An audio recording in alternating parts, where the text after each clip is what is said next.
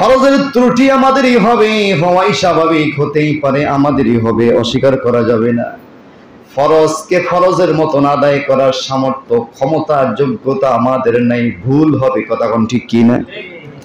ফরজের যখন ঘাটতি হবে, ফরজের যখন ত্রুটি হবে, সেটি কিভাবে পূরণ করা হবে? পূরণ করার তো আর কিছুই নেই, কারণ ফরজই তো কম।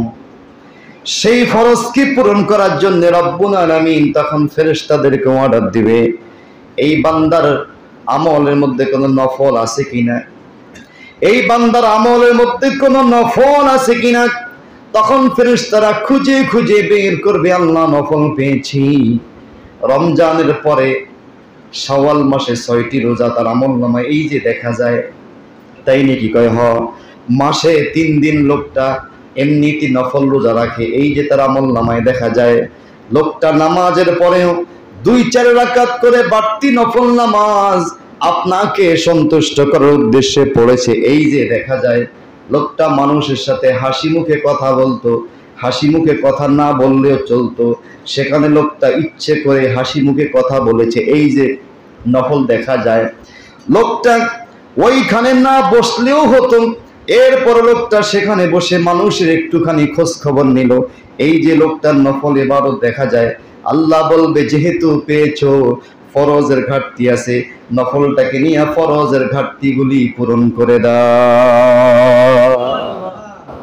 এজন্য দুনিয়াতে নফল বেশি বেশি করা দরকার। আর নফল করতে কোনো নির্দিষ্ট টাইম লাগে না। যেমন জোহরের নামাজ পড়তে নির্দিষ্ট টাইম লাগে, এই নির্দিষ্ট টাইম ছাড়া এশার পরে যদি জোহরের নামাজ পড়ি, কাজ হবে?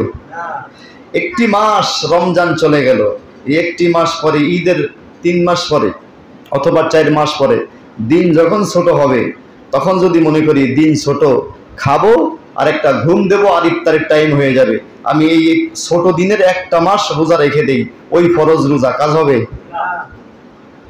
ফরজের জন্য নির্দিষ্ট টাইম আছে, নফলের জন্য কোনো টাইম নাই। আপনি যদি একটা লোককে নিজের থেকেই যদি খোঁজ খবর নেন, ভাই কেমন আছেন, সংসারটা কেমন চলছে, বাচ্চা কাচ্চা নিয়ে কি অবস্থা, কোনো অসুবিধা আছে নাকি, এই যে আপনি ইচ্ছে করে জিজ্ঞেস করলেন, আপনার আমলনামার মধ্যে নফল নামাজের সওয়াব লেখা হয়ে গেল।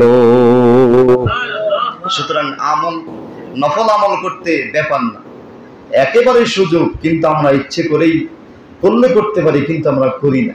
এজন্য আমাদের নফলের ইবাদতের বেশি বেশি করা দরকার।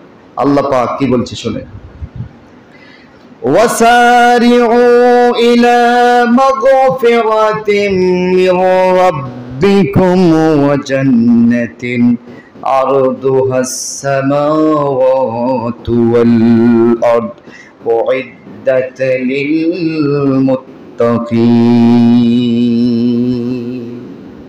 وَسَارِعُوا إِلَى مَغْفِرَةٍ مِّن رَّبِّكُمْ।